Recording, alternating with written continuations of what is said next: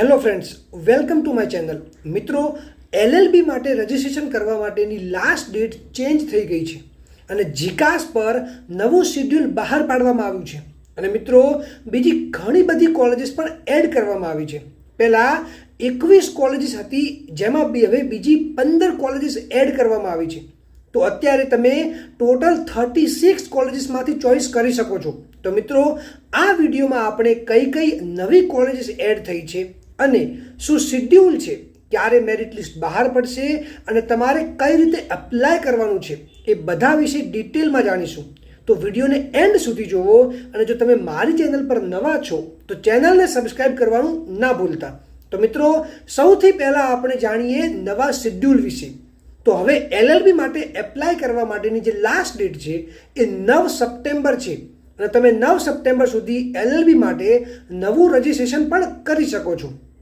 મિત્રો, જે બી સ્ટુડન્ટ્સ દ્વારા 20 ઓગસ્ટ પહેલાં રજિસ્ટ્રેશન કરવામાં આવ્યું છે એમણે ફરીથી નવું રજિસ્ટ્રેશન કરવું પડશે અને જૂનું રજિસ્ટ્રેશન નહીં ચાલે. તો તમારે નવું રજિસ્ટ્રેશન કઈ રીતે કરવું અને કઈ રીતે તમારે એલએલબી માટે એપ્લાય કરવાનું છે, કયા કયા ડોક્યુમેન્ટ્સ જોઈશે અને શું પ્રોસેસ છે, એનો વિડીયો તમને મારી ચેનલ પરથી મળી જશે, જેની લિંક હું તમને કમેન્ટ સેક્શનમાં આપી દઈશ. મિત્રો, આ નવું શેડ્યુલ ફર્સ્ટ રાઉન્ડ માટેનું જ છે અને સેકન્ડ રાઉન્ડ માટે બીજું શેડ્યુલ આવશે. અને જે કોલેજીસ ફર્સ્ટ રાઉન્ડમાં એડ નથી થતી, જો એમને પણ એપ્રુવલ મળશે તો એ બધી જ કોલેજીસ સેકન્ડ રાઉન્ડ સુધીમાં અપડેટ થઈ જશે. તો મિત્રો, એલએલબી માટે એપ્લાય કરવા માટેની લાસ્ટ ડેટ છે 9 સપ્ટેમ્બર અને તમારે આ તારીખ સુધીમાં રજિસ્ટ્રેશન કરવાનું રહેશે. જો તમે રજિસ્ટ્રેશન નહીં કરો તો પછી પાછળથી તમને એડમિશન નહીં મળી શકે. તો બધાએ રજિસ્ટ્રેશન કરવું ફરજિયાત છે. હવે મિત્રો, 10 તારીખના રોજ બધી જ કોલેજીસ જે જીકાસ પોર્ટલ પર અવેલેબલ છે એ દરેક સ્ટુડન્ટનો ડેટા કલેક્ટ કરશે અને તારીખ 10 અને 12 વચ્ચે કોલેજીસ દ્વારા મેરિટ બનાવવામાં આવશે અને સ્ટુડન્ટ્સને કોલેજીસમાં જો એમનું નામ મેરિટમાં હોય તો એ કોલેજ દ્વારા એમને ઓફર મૂકવામાં આવશે.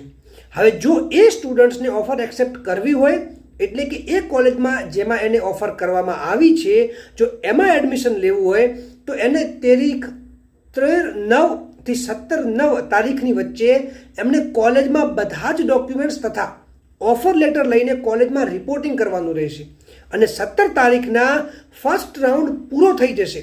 એના પછી સેકન્ડ રાઉન્ડ માટેનું શેડ્યુલ બહાર પાડવામાં આવશે. હવે મિત્રો, આમાં બીજી સૂચના પણ લખી છે કે જે સ્ટુડન્ટ્સે 4 સપ્ટેમ્બર સુધી જીકાસમાં એપ્લિકેશન સબમિટ કરેલ છે એને અનલોક કરીને લાસ્ટ ડે એટલે કે 9 સપ્ટેમ્બર સુધી કોલેજીસની ચોઇસ કરી શકે છે, પણ એને લાસ્ટ ડેટ પહેલાં એપ્લિકેશન સબમિટ કરવાનું રહેશે.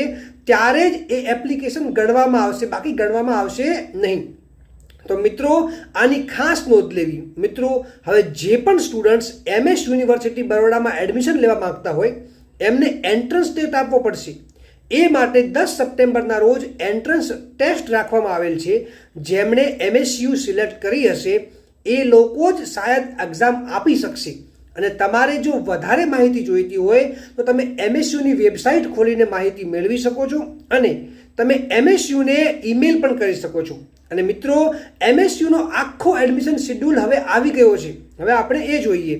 તો આ એન્ટ્રન્સ ટેસ્ટનું જે રિઝલ્ટ છે એ 14 કે 15 સપ્ટેમ્બરના રોજ ડિક્લેર કરવામાં આવશે. 19 તારીખના ફર્સ્ટ પ્રોવિઝનલ મેરિટ લિસ્ટ બહાર પાડવામાં આવશે. પછી તારીખ 20 થી 23 સુધીમાં જે સ્ટુડન્ટના નામ મેરિટ લિસ્ટમાં હોય એમને કોલેજમાં જઈને ડોક્યુમેન્ટ્સ વેરીફાઈ કરાવવાના રહેશે, જેનો ટાઈમ છે 11:30 થી 2:30 રહેશે. હવે પછી સપ્ટેમ્બર 25ના રોજ સેકન્ડ મેરિટ લિસ્ટ બહાર પાડવામાં આવશે અને જે સ્ટુડન્ટ્સના નામ મેરિટ લિસ્ટમાં હોય એમને તારીખ 26 અને 27 સપ્ટેમ્બરના રોજ કોલેજમાં જઈને ડોક્યુમેન્ટ્સ વેરીફાઈ કરાવવાના રહેશે અને કોલેજનો ટાઈમ સેમ 11:30 થી 2:30 રહેશે. હવે એન્ટ્રન્સ ટેસ્ટ એ 10 તારીખે બપોરે 12 વાગે લેવામાં આવશે અને જો તમને આના રિલેટેડ કોઈ ક્વેરી હોય તો તમે ડાયરેક્ટ MSU બરોડાની વેબસાઇટ પર જઈ શકો છો અને એમને મેલ પણ કરી શકો છો. મિત્રો, હવે આપણે યુનિવર્સિટી વાઇઝ કોલેજનું લિસ્ટ જોઈએ કે તમે કઈ કઈ કોલેજીસમાં એડમિશન લઈ શકો છો. તો હવે જોઈએ કોલેજનું લિસ્ટ. પહેલાં છે ગુજરાત યુનિવર્સિટી. તો એમાં doctor BR Ambedkar law college, JG institute of law, Lokmanya college of law, Maharshi Dayanand law college Mandal, Nildeep law college, Siddharth law college Gandhinagar, Avirat law college, Nalanda law college, પછી Apollo law college, LJ school of law, Ananya institute of commerce and law, Vivekanand law college, Nav Gujarat law college, Samarpan school of law અને શંકરસિંહ વાઘેલા બાપુ institute of લો. હવે છે HNGU. એમાં 1 Shraddha law college Poyda, 2 Pradeep college of law Patan, 3 Bharti Chandresh Veer Wadia law college Radhanpur, 4 Maharshi Dayanand law college Baspa અને law college અંદ્રોખા. પછી છે Kutch university. તો એમાં એક જ કોલેજ છે, એ છે તોલાણી ઇન્સ્ટિટ્યૂટ ઓફ લો. પછી છે મહારાજા કૃષ્ણકુમારજી ભાવનગર યુનિવર્સિટી. તો એમાં શ્રી મારુતિ જનકલ્યાણ ટ્રસ્ટ સંચાલિત Shri Maruti Vidya Mandir college of LLB. એમાં ઇંગ્લિશ અને ગુજરાતી તમે બંનેમાં સિલેક્ટ કરી શકો છો. પછી શ્રી બલવંત પારેખ એજ્યુકેશન ટ્રસ્ટ સંચાલિત શ્રી પારેખ લો કોલેજ મહુવા. પછી છે સરદાર પટેલ યુનિવર્સિટી. એમાં છે care institute of legal studies Anand. પછી છે Anand college of legal studies અને આણંદ લો કોલેજ. હવે છે સૌરાષ્ટ્ર યુનિવર્સિટી.